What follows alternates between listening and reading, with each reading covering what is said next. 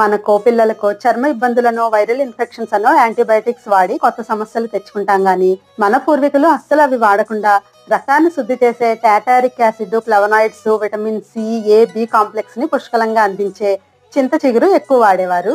అందుకే తాజా చింత చిగురు నలిచి కాడల్ లాంటివి తీసేసి 4 కప్పుల చింత చిగురుకి 1 కప్పు చలువ చేసే పెసరపప్పు తీసుకొని చింత చిగురు ఒకసారి కడుక్కోవాలి. అలానే పప్పుని మంచి వాసన వచ్చేలాగా వేయించి నీళ్లు పోసి 10 నిమిషాలు నానబెట్టి కడిగి తరిగిన ఉల్లి, మిర్చి, కాస్త పసుపు, కారం, చింత చిగురు వేసి ములిగేలాగా నీళ్లు పోసి 1 విజిల్ వరకు ఉడికించుకోవాలి. ఉడికిన పప్పులో తగినంత ఉప్పు వేసి కాస్త పప్పు గుత్తితో మెదిపి నువ్వుల నూనెలో దంచిన వెల్లుల్లి, తాలింపు దినుసులు, ఇష్టమైతే ఇంగువ వేసి వేయించి తాలింపు వేసుకుని అన్నంతో తినేయడమే.